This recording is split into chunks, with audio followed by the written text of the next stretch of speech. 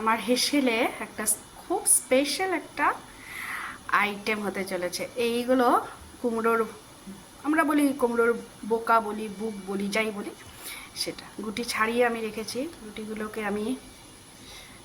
আমি রোদে দিয়েছি, ধুয়ে টুয়ে শুকোলে লাগাবো। আর এখানে সেই যে কাঁচা আমের ভিডিওটা তোমাদেরকে দেখিয়েছিলাম, একটা আম তো খেয়েছি, কী যে টেস্ট, যদিও এখন টক, কিন্তু গন্ধটা তো বললামই তোমাদেরকে, মনে হয় চকলেট খাচ্ছি। আর এটা দিয়ে এখন রসুন, পেঁয়াজ, কাঁচা লঙ্কা আর একটু টক আম এটা দেবো। এটা দিয়ে আজকে বানাবো ঝাল ঝাল টক টক মিষ্টি মিষ্টি। চলো বানাই।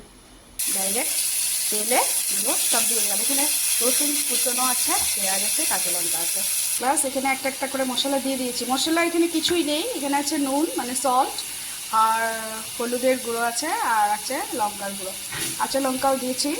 আর এখন কাঁচা আমগুলো দিয়ে দেবো, আর একটু মিষ্টি দেবো পরে।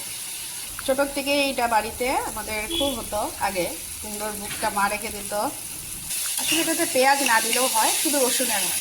আমি একটু পেঁয়াজও দিয়েছি, পেঁয়াজ রসুন। কাঁচা আমটা তো আগে দেয়নি কেউ, মানে বাড়িতেও মা দিতেও না।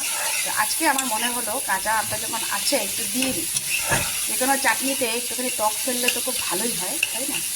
একটু দিয়ে দিচ্ছি জল, অল্প একটু দিয়ে দিই, একটু নরম হয়ে যাবে। তবে অনেকেই এটা বাড়িতে হয়তো ছোটোবেলা খেয়েছো বা এখনও খাও, যাদের বাড়িতে হয়। তো হয়ে যাক, লাস্টে দেখাবো আবার। এই হয়ে গেছে, একটুখানি মিষ্টি দিয়েছি, চিনি দিয়েছি একটুখানি, একটু তো ব্যালেন্স করতে লাগে সব ফ্লেভারগুলোকে, টেস্টগুলোকে, মশলাগুলোকে, তাই একটু চিনি তো দিতেই হয়। তো একদম অথেন্টিক একটা বাঙালি খাবার। যার যার ভালো লাগে অবশ্যই কমেন্ট করে যাবে কিন্তু। আর এখানে আরেকটা বাটা আছে, এটা হলো থানকুনি পাতা বাটা। এটা রাখিদির বাড়ির থেকে রাখিদি দিয়েছিল, ডিপুর থেকে অনেকগুলো। তো এটা গতকাল বাটা করেছিলাম, এটাতে শুধু রসুন দেওয়া। তো এই দুটো কিন্তু আজকের মেইন আইটেম, বাকি যাই থাকুক না কেন এই দুটো মেইন।